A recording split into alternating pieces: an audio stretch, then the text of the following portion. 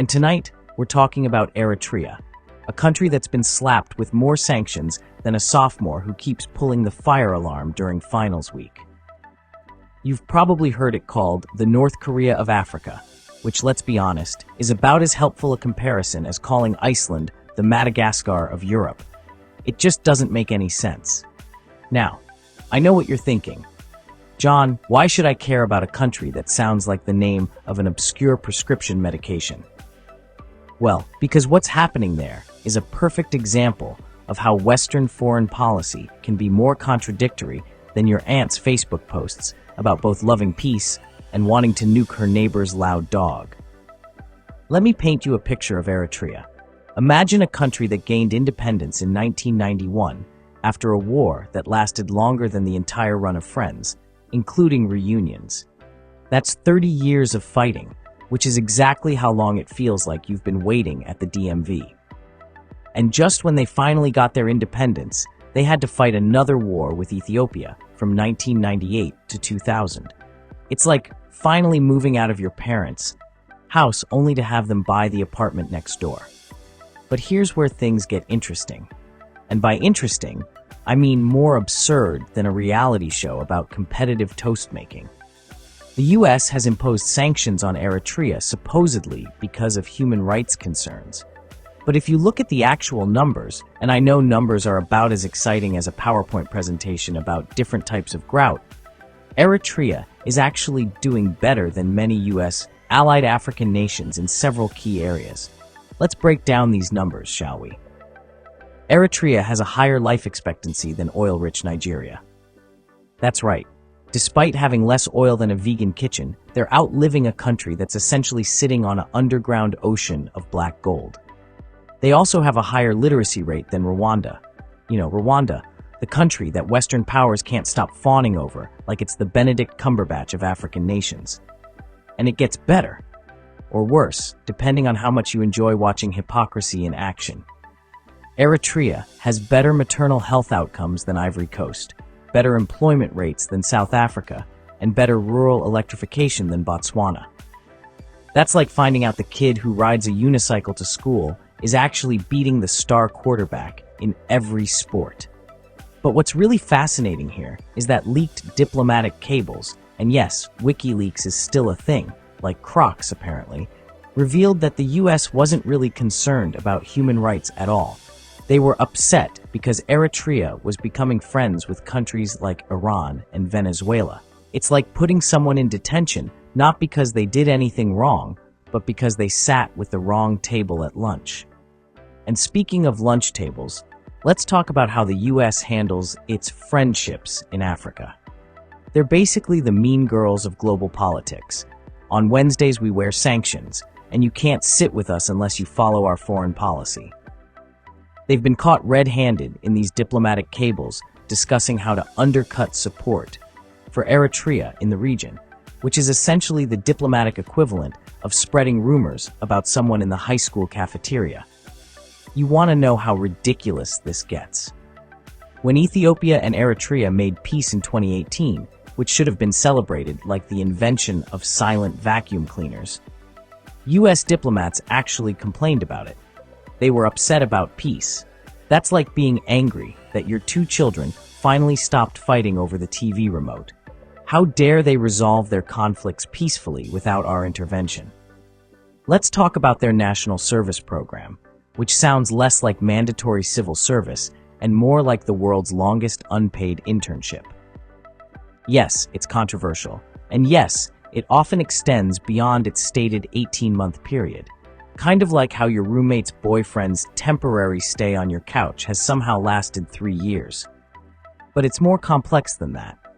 The program was designed to help rebuild the country after decades of war, maintain national security, and prevent brain drain. Think of it as a nationwide version of your parents making you help with the family business, except instead of working at dad's hardware store, you're helping build actual infrastructure. And here's something the Western media conveniently forgets to mention. 90% of national service placements are in civil services and national projects, not military service. That's right, most people aren't patrolling borders. They're building schools, maintaining roads and working in hospitals. It's less boot camp and more community college with extra steps. What's particularly absurd is that the US keeps complaining about Eritrea rejecting international aid.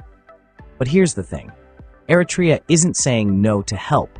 They're saying no to becoming dependent on aid that often comes with more strings attached than a marionette convention. It's like when your rich uncle offers to pay for college but insists on choosing your major, your dorm, and your future spouse. The country has built 785 dams since independence. That's more dams than there are episodes of The Simpsons. And they did it while dealing with sanctions that make international trade harder than explaining TikTok to your grandparents. They're trying to solve their water scarcity issues through infrastructure, not by becoming permanently dependent on foreign aid. And speaking of absurdity, let's look at the sanctions themselves. They're so broadly written that they could potentially punish Eritrean Americans for sending money to their families back home. That's right. They've essentially criminalized being a good child to your parents, which is the kind of policy you'd expect from a villain in a Disney movie. But perhaps the most telling thing about all of this is how the US treats other countries in the region. They're perfectly happy to work with nations that have far worse human rights records as long as they play ball with US foreign policy.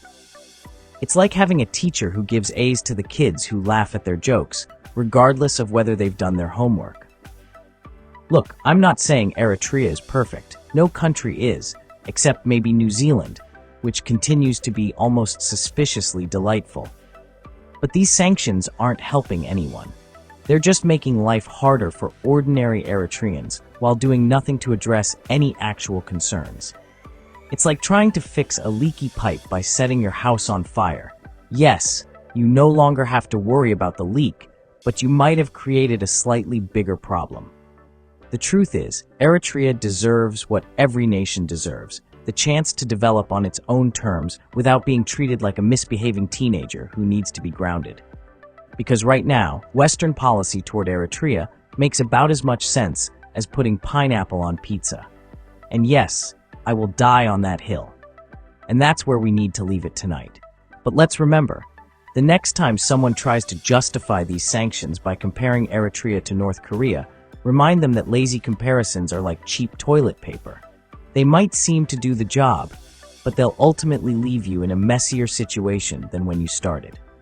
Sometimes, the best thing we can do is admit we don't have all the answers, and maybe, just maybe, stop pretending that sanctions are the solution to every international disagreement. Because in the end, punishing an entire population for not following your playbook is about as effective as trying to teach a cat to fetch. It's not going to work, and everyone's just going to end up frustrated.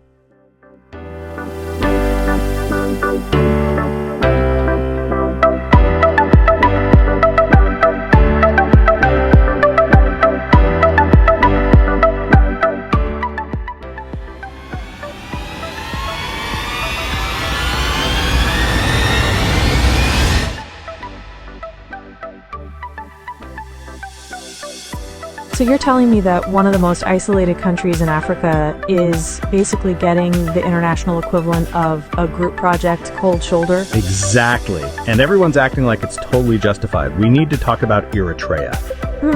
Remind me where exactly Eritrea is again? It's that little country on the Horn of Africa that looks like it's trying to give Ethiopia an awkward side hug.